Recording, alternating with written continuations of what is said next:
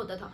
Job से आने के बाद बंदा थक जाएगा, फिर उसके बाद खाना बनाना है, बहुत सारी चीजें करनी है, तो इसीलिए मेरे पास बहुत कम टाइम होता था। तो उस टाइम में जो जो ऑप्टिमाइजेशन मैंने टाइम का किया है और जो चीजें मैंने पढ़ी है और जिनसे एग्जाम क्वालिफाई हुआ है, मेरा स्कोर बढ़ा है, वही सब चीजें मैं आपको बता रही हूँ। अगर रीजनिंग में आपने ये अप्रोच अपनाई तो आराम से 15+ नंबर आपके आने वाले। Hi guys, I am Karishma, welcome back to my YouTube channel. कैसे हो आप लोग? आई होप आप लोग सब बहुत अच्छे हो। और कैसी चल रही है प्रिपरेशन? दोनों की प्रिपरेशन पूछ रही हूँ, दिवाली की भी और आपकी पढ़ाई की भी, क्योंकि ऑब्वियसली आई नो दिवाली है तो कुछ साफ सफाई, कुछ लोग घर जा रहे होंगे, तो उस चीज में जरूर प्रिपरेशन हैम्पर हुई होगी। बट कंप्लीटली नहीं भूलना है, क्योंकि अभी सिर्फ करीबन मान लो 1 महीना बचा है जब आपका IBPS PO मेंस है और प्री भी है आपका SBI का। तो प्री के लिए तो मैं कंस्टेंटली वीडियोस आपके लिए बना रही हूँ, बट आई थॉट कि मेंस की बात करनी बहुत जरूरी है, क्योंकि 1 ही महीना बचा हुआ है। 26 नवंबर को है ना आपका एग्जामिनेशन। तो इस वीडियो में ना हम ये नहीं बात करेंगे कि कितने नंबर का होता है, क्या क्या आना है, वो सब आपको आई एम नाउ अज्यूमिंग कि आपको सारा पता है। आपने प्रीलिम्स सब दे दिया, अब आप कंप्लीटली मेंस के ऊपर फोकस्ड हो और अपनी प्रीलिम्स की थोड़ी थोड़ी तैयारी भी कर रहे हो बाकी आने वाले प्रीलिम्स के लिए। बट अब इस 1 महीने में आपको क्या क्या चीजें करनी है, मैं आपको ये बताऊंगी कि मैंने क्या क्या चीजें की थी, ठीक है। और बहुत डिफिकल्ट नहीं है, सिर्फ 1 महीना कंसिस्टेंटली सिर्फ मेंस को दोगे ना तो आराम से आपका मेंस निकलेगा। बस राइट स्ट्रैटेजी आपको पता होनी चाहिए, और वो मैं आपको हूँ बताने के लिए। आपको English, reasoning, quant, GA and descriptive, इन सब पे मेहनत करनी है ना आप। तो सबसे पहले एक एक चीज को लेकर शुरू करते हैं। मैं आपको बताती हूँ कि आपको किस किस तरह से करना है, और फिर मॉक्स आपको कितने देने हैं, क्या फ्रीक्वेंसी होनी चाहिए, इन सब चीजों के बारे में बात करेंगे। तो चलिए फटाफट वीडियो शुरू करें। सबसे ज्यादा मोस्टली आस्क्ड क्वेश्चन होता है कि कितने नंबर ऑफ मेंस के मॉक्स देने। मेंस के मॉक्स देने भी कि नहीं, जरूरी है कि नहीं? देखो, मेंस के मॉक्स ऑब्वियसली जरूरी है, इसलिए जरूरी है क्योंकि ये ना आपको बहुत सारा कंटेंट प्रोवाइड करते हैं। इसमें बहुत बहुत डिफिकल्ट क्वेश्चंस भी होते हैं जो कि शायद आपको लगेगा कि रेलेवेंट भी नहीं है, इतने डिफिकल्ट तो पूछेंगे भी नहीं, लेकिन इससे आपकी हार्ड लेवल की तैयारी हो जाती है। क्योंकि देखो, मेंस तो जो है ना वो हाई लेवल का आता है। अब मेंस में क्या चीज होती है कि आपको ना नंबर ऑफ क्वेश्चंस तो कम करना है, पर आपको सिलेक्टिव क्वेश्चंस करना है। तो आपको जो प्रैक्टिस है ना, वो सिलेक्शन की क्वेश्चन की, कौन सा आपको पिक करना है इतने डिफिकल्ट में से, वो आपको जो मॉक्स होते हैं वही तैयार कराते हैं। इसीलिए मॉक्स जरूरी है। अब इसमें ये जरूरी नहीं है कि आप उनको टाइमर के साथ दो। जैसे कोई कोई सेक्शन है, मैं हमेशा बताती हूँ आपको कि जो सेक्शन आपके जैसे रीजनिंग हो गया और इंग्लिश हो गया, वो आप टाइमर के साथ ही दो। लेकिन बाकी जैसे आपको क्वांट है, क्वांट आप आराम से अपना टाइम लेके उसमें से पिक करो कि कौन कौन से क्वेश्चन, अगर मैं एग्जामिनेशन में ये दे रहा होता तो मैं कौन कौन से क्वेश्चंस पिक करता और मैं वो करता। सिमिलरली जनरल अवेयरनेस है, उसमें भी क्योंकि बहुत ही कई बार होता है कि बहुत इरेलेवेंट क्वेश्चंस पूछ रखे होते हैं, तो आपका टाइम वेस्ट होता है और आप मोरल डाउन होता है। उसको भी आप उन क्वेश्चंस को पढ़ो और उसके बाद अटेम्प्ट करने की कोशिश करो। अगर नहीं होते हैं आपसे तो फिर उनके सोल्यूशंस देखो, उनको याद करो। तो ये तरीका होता है मेंस के मॉक देने का। तो ये मॉक टेस्ट की जो मैं बात कर रही हूँ, ये आप कहाँ से अवेल कर सकते हैं? तो ये स्मार्ट कीड़ा का प्री दिवाली ऑफर है जो एक्सटेंड हुआ है 22 और 23 के लिए भी। तो अभी ये राइट नाउ चल रहा है, तो आप फ्लैट 25% ऑफ इसके ऊपर ले सकते हैं। FEST22 लाइक फेस्ट 22 अगर आप कोड यूज़ करेंगे तो आप चेक कर सकते हैं। बहुत रेलिवेंट मॉक है और आपको मेंस की पूरी अच्छे से तैयारी हो जाएगी। लिंक मैंने डिस्क्रिप्शन में ड्रॉप किया है, आप वहाँ से जाके ये चेकआउट कर सकते हैं। चलो अब ना सेक्शन वाइज बात करते हैं कि सेक्शंस में कैसे कैसे चीजें आपको क्या करनी है। रीजनिंग में आपको अब 1 महीने में आपको क्या करना है। देखो, मैं क्या करती थी ना कि मैं क्योंकि जॉब कर रही थी, मेरे पास इतना टाइम तो था नहीं कि मैं सारे दिन पढूं, तो मैंने बहुत सिलेक्टिवली पढ़ाई की है। तो मुझे एग्जैक्टली पता है कि आपको क्या क्या चीजें पढ़नी है, तो ताकि आपका स्कोर मैक्सिमाइज होगा, और कैसे आपको अपनी स्ट्रेंथ एंड वीकनेसेस पे काम करना है। सबसे पहली बात तो ये कि आज जब आप ये वीडियो देख रहे हो ना, तो आपको अभी खुद से पूछना है कि मेरी स्ट्रेंथ्स क्या है, मेरी वीकनेसेस क्या है। अगर आपकी रीजनिंग स्ट्रेंथ है तो उसमें से आपकी स्ट्रेंथ पजल्स में कौन सी वाली पजल में ज्यादा अच्छी स्ट्रेंथ है, क्या आपकी लॉजिकल रीजनिंग स्ट्रेंथ है, ये सब चीजें आपको अपने आप से पूछनी है और फिर उन्हीं के ऊपर ज्यादा काम करना है, ताकि अगर वो वाले क्वेश्चंस आपके आते हैं तो वो आप अच्छे से कर लो। रीजनिंग में जितने भी न्यू पैटर्न के क्वेश्चंस होंगे ना, जो या तो कई बार होते हैं ना कि बहुत छोटी छोटी पजल्स आएंगी, मान लो आपकी 2-3 लाइनर की पजल्स आ रही है, लेकिन वो थोड़ी कॉम्प्लिकेटेड होती है, बट उनके मार्क्स भी ऐसे होते हैं कि या 1 नंबर की होगी या 2 नंबर की होंगी, और वो 1 या 2 क्वेश्चन ही कंप्राइज करेंगी। लेकिन वहां से ये होता है कि आपके अटेम्प्ट्स बढ़ते हैं। जब आपके ना पेपर में हम क्या मेंटालिटी होती है, अगर हमें वो ग्रीन ग्रीन टिक्स दिख रहे होते हैं ना क्वेश्चंस पर, तो इसका मतलब हमें ना कॉन्फिडेंस में बूस्ट मिलता है कि हाँ, मैंने इतने क्वेश्चंस कर लिए। तो आप कोशिश करो कि वो वाले क्वेश्चंस भी अटेम्प्ट करो। दूसरे क्वेश्चंस जो आपकी कोडेड इनइक्वालिटीज आते हैं, वो फ्री के नंबर होते हैं आपके, वो थोड़ा सा टाइम लेंगे आपका, बहुत कम, उनको प्रैक्टिस करो, बहुत कम टाइम में बिल्कुल आराम से आपको वो नंबर मिलते हैं और सारे सही करने हैं वो वाले। फिर आपके इनपुट आउटपुट। अब इनपुट आउटपुट का एक पंगा है, अगर तो इनपुट आउटपुट ना आपको विद इन 2 मिनट समझ में आ गया कि उसमें क्या चल रहा है, तो वो करो, अदरवाइज उसको मत अटेम्प्ट करो, क्योंकि एक बार ऐसा होता है कि वो माया जाल है। एक बार आप उसमें फंसे, आपको लगेगा हाँ मुझे फर्स्ट आ गया, मुझे सेकंड स्टेप आ गया, लेकिन थर्ड फोर्थ नहीं आया ना, आपका पूरा टाइम वेस्ट हो जाएगा। लेकिन कई बार ऐसा होता है कि हमें फर्स्ट या सेकंड स्टेप में से क्वेश्चंस पूछे होते हैं, तो वो आपको ना आपकी अटेंटिव माइंड होना चाहिए वहां पे, कि अगर फर्स्ट और सेकंड ही स्टेप से आपको कोई क्वेश्चन पूछा है और आपको वो दोनों स्टेप्स आ गए हैं, तो फटाफट वो वाले क्वेश्चन करो, वो स्टेप्स करो और उसका आंसर टिक करो और आगे बढ़ जाओ। तीसरी नंबर चीज कि जो आपके रिवर्स सिलोजिज्म होते हैं, वो कई बार एग्जाम में पूछे जाते हैं, और वो भी आप ये मानो कि वो थोड़ा सा आपको अटेंटिव रह के वाले क्वेश्चंस करने होते हैं, लेकिन वो भी आपके फ्री के नंबर होते हैं। कुछ टाइम लगेगा, लेकिन आपको पूरे नंबर देकर जाते हैं ठीक से। उसके बाद आपकी डेटा सफिशिएंसीज आते हैं। डेटा सफिशिएंसी मैं कहूंगी कि अगर आपने अच्छे से प्रैक्टिस करी हुई है आप तो ही करना, क्योंकि कई बार ऐसा होता है कि ना हमें लग रहा होता है कि शायद हम ठीक कर रहे हैं, बट उस टाइम एग्जाम में जल्दी जल्दी के चक्कर में कई बार ऐसा होता है कि शायद वो एक ही से बन जाएगा उसका आंसर, पर हम दोनों टिक कर देते हैं कि स्टेटमेंट 1 और 2 आर बोथ आर रिक्वायर्ड। तो वो वाले क्वेश्चंस मैं तो अवॉइड करती थी, लेकिन अगर आपकी स्ट्रेंथ है तो आप वो करो। अदरवाइज आपके पास लॉजिकल रीजनिंग है।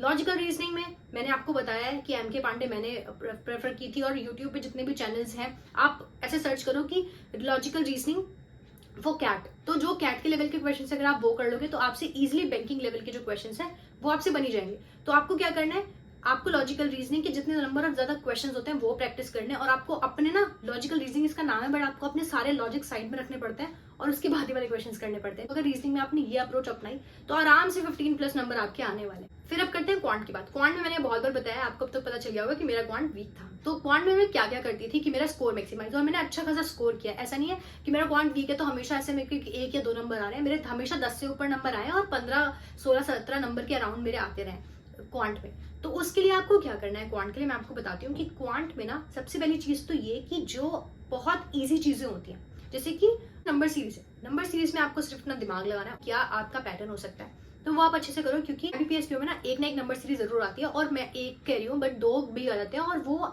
2 नंबर 1 नंबर के होते हैं, और वो आपके मुफ्त के नंबर होते हैं। और इस एक महीने में ना आपको जितने भी आपने कॉन्सेप्ट्स पढ़े हैं अरिथमेटिक के, वो आपको रिवाइज करने हैं, वो आपको स्ट्रॉन्ग करने हैं, क्योंकि यहाँ पर ये जो अरिथमेटिक कॉन्सेप्ट्स हैं ये आपको DI में भी हेल्प करते हैं और आपको क्वेश्चंस में भी हेल्प करते हैं। जब आपका DI साथ में देती है ना, कई बार ऐसी DIs आ गए जिसमें 2-3 कॉन्सेप्ट्स लग रहे हैं, उसमें लॉजिक्स भी लग रहे हैं, उसमें अरिथमेटिक कॉन्सेप्ट्स भी लग रहे हैं, और सिर्फ एक अरिथमेटिक कॉन्सेप्ट नहीं, कई बार ऐसा होता है कि 2-3 को मिक्स करके वो DI बनाते हैं। तो कई बार अगर ऐसी DIs आपके पास आ गई तो आपको जो अरिथमेटिक है वो सेव करता है। अरिथमेटिक में जैसे कि एक एज बेस्ड क्वेश्चन आएगा, वो आपसे आराम से बन जाएगा। एक प्रोबेबिलिटी का क्वेश्चन होगा, अगर आपने कर रखी है प्रोबेबिलिटीज में हमेशा बोलती हूँ, तो एक आपसे वो हो जाएगा। और आपके पास प्रॉफिट एंड लॉस से एक क्वेश्चन आता है, पार्टनरशिप से क्वेश्चन होते हैं, तो ये कुछ ऐसे टॉपिक्स हैं, टाइम एंड वर्क से क्वेश्चन होता है। ये सारी ऐसी चीजें हैं ना जो आपको नंबर्स फेच करके देके जाती हैं, अगर आप इनका अरिथमेटिक के कॉन्सेप्ट्स अगर आपके अच्छे खासे हैं। तो अभी आपके पास टाइम है 1 महीने, इनके कॉन्सेप्ट्स आप रिवाइज करते रहो। अरिथमेटिक को बिल्कुल भूलना नहीं है, ऐसा नहीं है कि अरिथमेटिक बिल्कुल ही काम नहीं आएगा, लेकिन हाँ अगर आपको DIs आते हैं, जैसे कि लॉजिकल DIs भी आते हैं,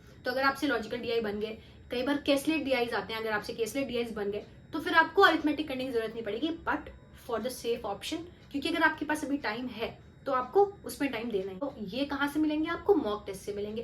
बाकी आप इंटरनेट पे सर्च करो, और आपको मैंने बताया यूट्यूब चैनल्स जो हाई लेवल कंटेंट प्रोवाइड करते हैं, जैसे हर्षल अग्रवाल सर हैं, यशराज सिंह चौहान सर हैं, आशीष अरोड़ा सर हैं, आप उनके कंटेंट देखो हाई लेवल के, और उसके बाद आप वहां से प्रैक्टिस उन सब चीजों को करते रहो। रोज थोड़ा थोड़ी करनी है, 1-2 DI कर ली, 1-2 पजल्स कर ली, इस तरह से आप 1-2 रोज करते रहोगे ना, तो भी 1 महीने में आपकी बहुत सारी चीजें हो जाएंगी।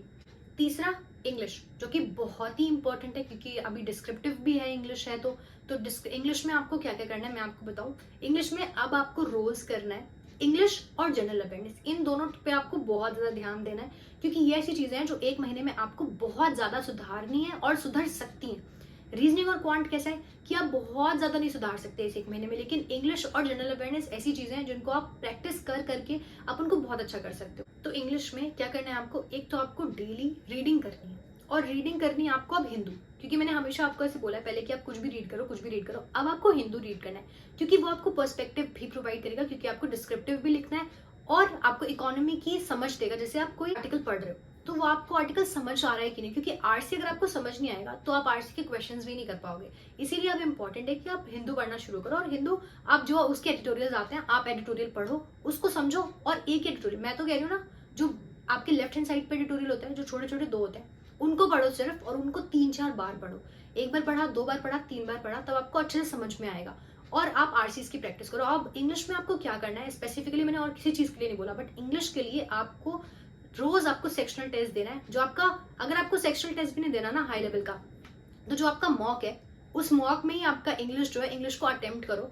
और उसके बाद जो आपको मेंस के जितने भी क्विजेस मिलते हैं और जितने भी सेक्शनल टेस्ट मिलते हैं जो हाई लेवल के हैं, उनको आप रोज दो। इंग्लिश में आपको एक भी दिन स्किप नहीं करना है, आपको रोज इंग्लिश प्रैक्टिस करनी है। आपने सुना भी होगा कि मेंस में 4-5 आरसीज आते हैं, मतलब मोस्ट ऑफ आधे से ज्यादा जो पोर्शन होता है इंग्लिश का वो आरसीज कंप्राइज करते हैं। तो रीडिंग और प्रैक्टिस इंग्लिश की वही आपको गो सेल थ्रू कर देगी। बाकी निमिषा मैम की क्लासेस हैं यूट्यूब पे और तरुण सर उनकी क्लासेस हैं यूट्यूब पे। आप उनको क्लासेस जितने भी आपको, मतलब यूट्यूब पे जितनी भी चीजें ना, उन सबको आप लाइक फुली यूटिलाइज करो, उन रिसोर्सेज को सर्च करो, जिसकी भी क्लासेस आपको देखने को मिलती है। बस आपको क्वेश्चंस तो प्रैक्टिस करने हैं, ज्यादा से ज्यादा क्वेश्चंस प्रैक्टिस करो। इंग्लिश आप प्रैक्टिस जितनी ज्यादा से ज्यादा करोगे, जितने कॉन्सेप्ट्स आप रिवाइज करते रहोगे ना अपने, इंग्लिश आपकी उतनी अच्छी होगी और एग्जाम में आपको यही चीज हेल्प करने वाली है। मेंस में सबसे ज्यादा इंपॉर्टेंट चीज होती है, और जब भी हमारा प्रीलिम्स कंप्लीट हो जाता है उसके बाद सबके दिमाग में, सबकी स्ट्रैटेजी में जो सेम चीज होती है ना, हर किसी की स्ट्रैटेजी में वो ये होता है कि हमें जनरल अवेयरनेस जो है वो रिवाइज करना शुरू करना है। सब लोग आपको ये सजेस्ट करते हैं और ये होना भी चाहिए। मैक्सिमम टाइम आपका जो है वो आपका जीए में जाएगा और बाकी सारे सब्जेक्ट्स के जो मैं बता रही हूँ वैसे वैसे आपको टाइम देना है। जनरल अवेयरनेस आपको आप करनी कैसे? अब देखो, मैं आपको जो टारगेट दूंगी ना वो थोड़ा सा आपको शायद लगे कि मैं ज्यादा दे रही हूँ, बट मैंने किया है ये।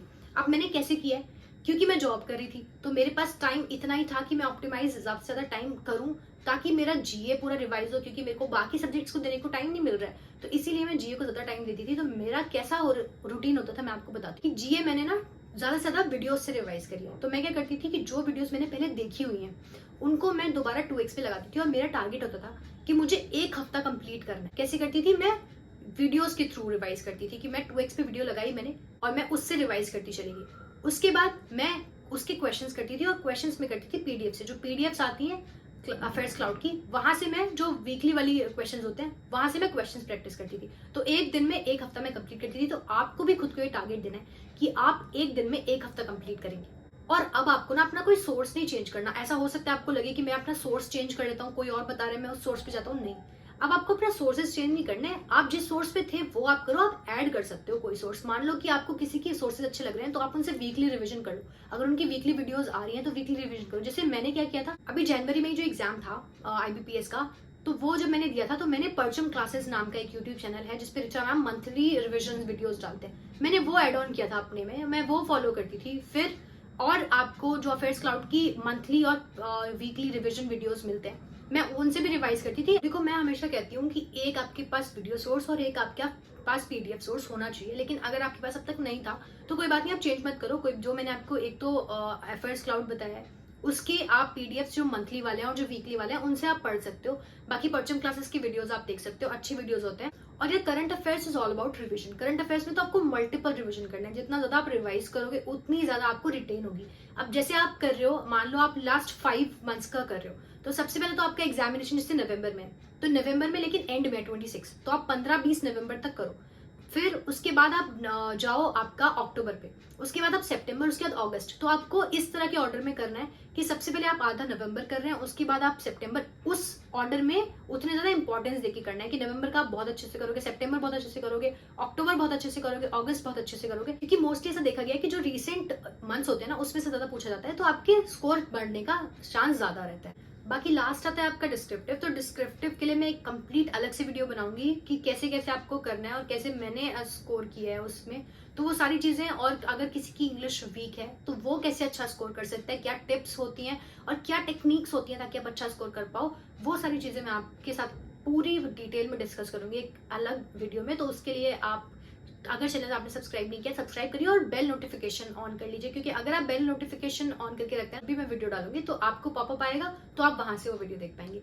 तो सारी चीजें मैंने डिस्कस कर ली हैं आपसे। अगर फिर भी ऐसे कोई चीज है जो रह गई है वो आप कमेंट सेक्शन में बताइए, अगली वीडियो में उसी चीज के ऊपर बना दूंगी। बस अपनी पढ़ाई करते रहो। और टेलीग्राम का लिंक भी मैं डिस्क्रिप्शन में दे रही हूँ, वो भी टेलीग्राम देख लो जाके। I see you all very very soon in my next coming videos. Till then बस पढ़ते रहो और मेहनत करो, ठीक है? और सब्सक्राइब कर लो अगर सब्सक्राइब नहीं किया। चलो, बाय बाय।